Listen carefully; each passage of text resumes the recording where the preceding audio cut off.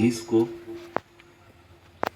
विचार गोष्ठी का आयोजन किया गया है। शोषण और असमानता के विरुद्ध एक वैकल्पिक दृष्टिकोण प्रस्तुत करना है।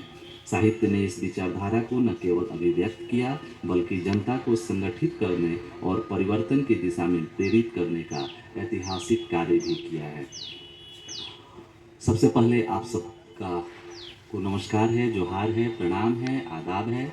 मैं सतीश कुमार जी को आमंत्रित करता हूं कि आप आएँ और देख रहे हैं ये जितनी तैयारियां हैं ये सब सतीश जी ने की है।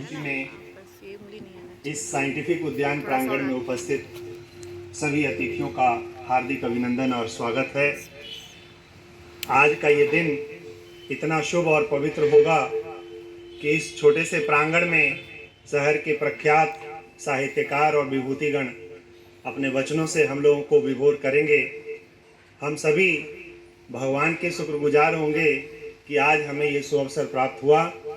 तो मैं आग्रह करूंगा आदरणीय संध्या मैम से पहले जलेस सिंहभूम के सचिव वरुण जी का हार्दिक अभिनंदन और स्वागत। जलेस सिंहभूम के अध्यक्ष आदरणीय अशोक सर जी का हार्दिक अभिनंदन, स्वागत। हमारे अभिभावक साहित्य जगत के पुरोधा आदरणीय श्री श्यामल सुमन सर का हार्दिक अभिनंदन और स्वागत है। आदरणीय नजीर अहमद साहब हैं, आपका भी हार्दिक अभिनंदन और स्वागत है। डॉक्टर उदय प्रताप हयात जी सर, आपका भी हार्दिक अभिनंदन और स्वागत। कवि बिमल किशोर जी हैं, आपका भी बहुत हार्दिक अभिनंदन और आभार। आदरणीय रमेश हंसमुख जी, आपका भी बहुत हार्दिक अभिनंदन और स्वागत। आदरणीय श्री श्याम सुंदर प्रसाद जी, आप जिससे हमें हौसला मिला और हम इसको दिन पर दिन बढ़ाते जा रहे हैं, तो ब्रज किशोर जी आपका भी हार्दिक अभिनंदन और स्वागत है। श्रद्धेय शैलेंद्र अस्थाना सर आए हैं, सर आपका हार्दिक अभिनंदन। हम सबके अभिभाविका मातृ स्वरूपा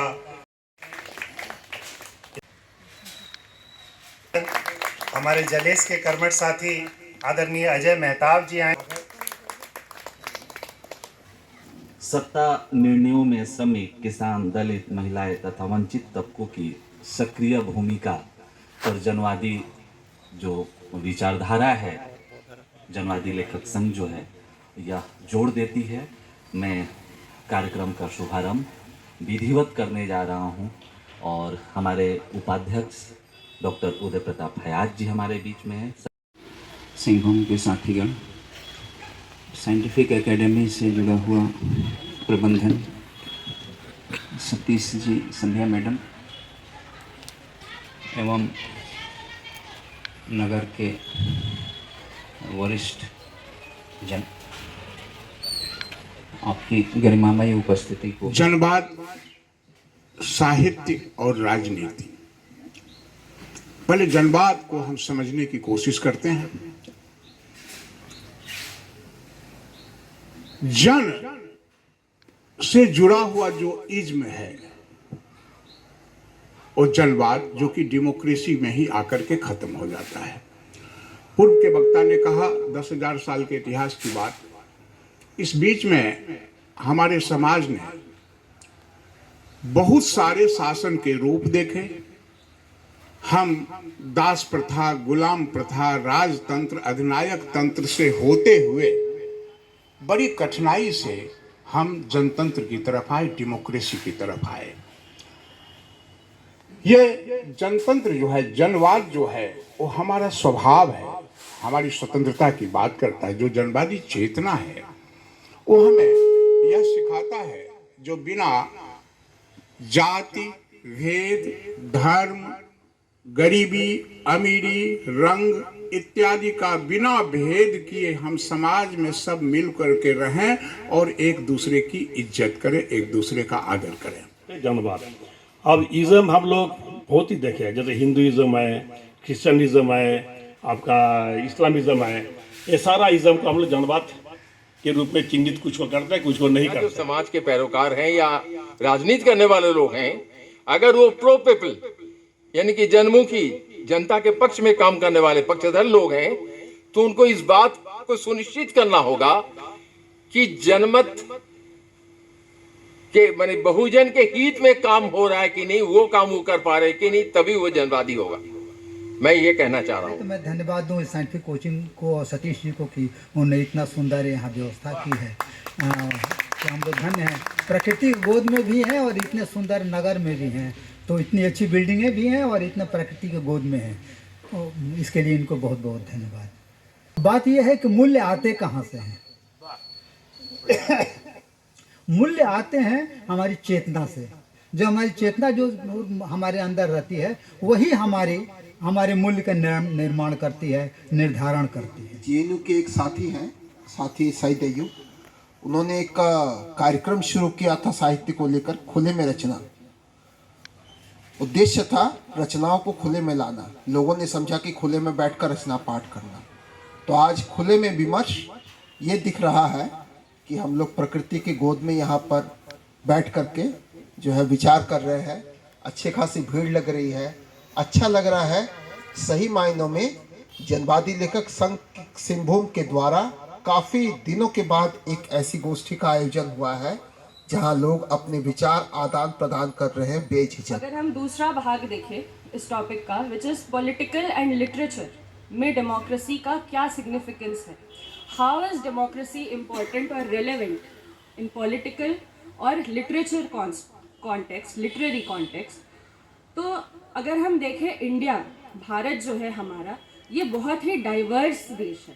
डाइवर्स इन द सेंस आप कहने को कह सकते हैं एक भारत, हम भारत के लोग एक हैं, पर एक तरह से ये भारत की खूबसूरती को अनदेखा करना होगा।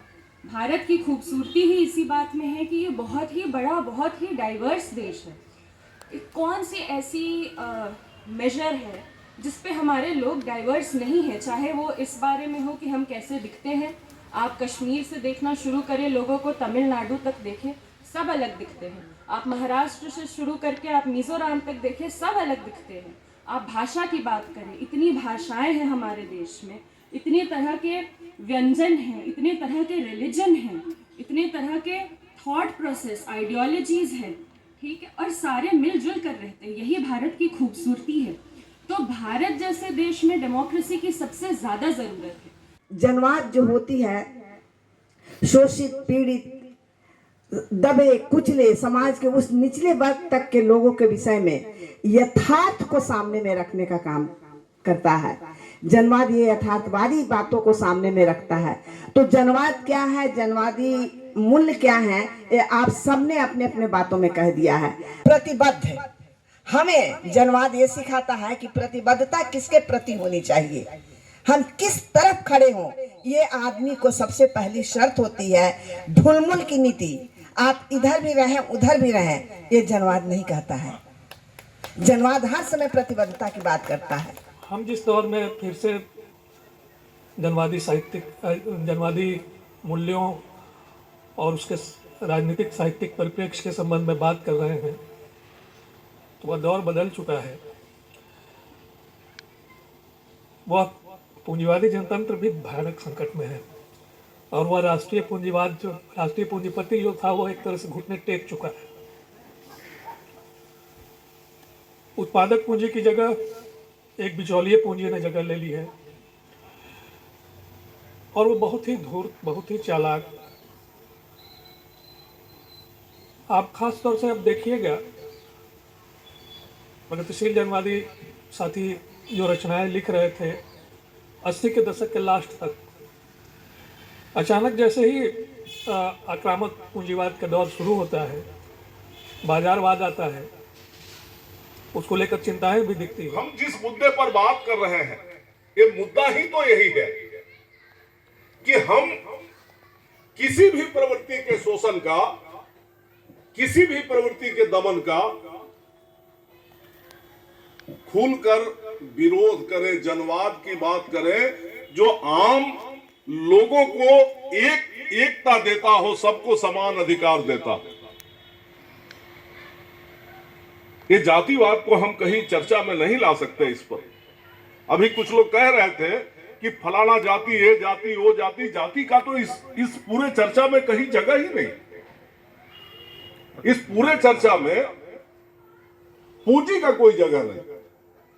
हम तो समानता की बात कर रहे हैं कि जनवाद जो सारे लोगों को एक समान, एक दृष्टि से देखे।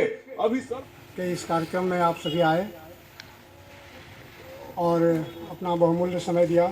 मैं आभार पहले ही व्यक्त कर रहा हूँ जनवादी लेखक संघ की तरफ से, और सतीश जी को भी बहुत बहुत धन्यवाद कि इन्होंने इस तरह का आयोजन यहाँ कराया और हम सब इसमें लाभान्वित हो रहे हैं।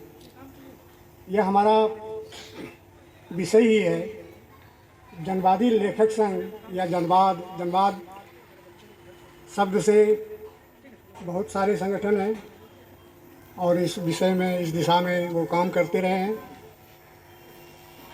सुधीर सुमन जी ने कहा कि सभी संगठन को एक होने की ज़रूरत है, तो इस तरह का जो विचार है, शब्द है, हमें आह्वान करता है, हमारा आह्वान करता है कि हम एकजुट हों, आगे बढ़ें। प्रमुख साहित्यकार और कवि, जो प्रसिद्ध कवि हैं हमारे जमशेदपुर के, उनके मार्गदर्शन में आज हम लोगों ने इस कार्यक्रम का आयोजन किया, उनसे प्रेरणा लेकर। तो ये हमारे लिए बहुत बड़ी बात है कि आप इतने प्रबुद्ध जनों का, बड़े लोगों का और हर क्षेत्र से आए लोगों का आशीर्वाद हमें आज मिला। साहित्य के बिना संस्कृति की हम कल्पना नहीं कर सकते हैं। साहित्य है तो संस्कृति है, संस्कृति है तो समाज है, और समाज है तो फिर देश है। तो इसलिए इस पर चर्चा होनी बहुत ज़रूरी है। अच्छी बातें निकलकर सामने आई है कि वर्तमान परिप्रेक्ष्य में आखिर साहित्य या जो कवि है या फिर जो जनवादी विचारधारा है वो कैसे देश के विकास में सहयोग करे, देश की जो वर्तमान समस्या है उसको हल करने में सहयोग करे। ये बातें निकल कर आई हैं और भविष्य में निश्चित रूप से जो ये संस्था है उस पर काम करेगी, मैं ऐसा आशा करती हूँ। और जनवादी लेखक संघ जन जन तक पहुँचेगी। हमारी ये कोशिश होगी कि जो जनवादी लेखक संघ है अपनी चेतना या अपने विचार है वो बच्चों से लेकर बुजुर्गों तक समाज के हर वर्ग में पहुँचाने में सफल हो, ऐसी मैं कामना करती हूँ। और आप सबों का हृदय से आभार करती हूँ और आगे भी आशीर्वाद और सहयोग की अपेक्षा करती हूँ। इन्हीं शब्दों के साथ आज का कार्यक्रम समाप्त होता है। बहुत बहुत धन्यवाद।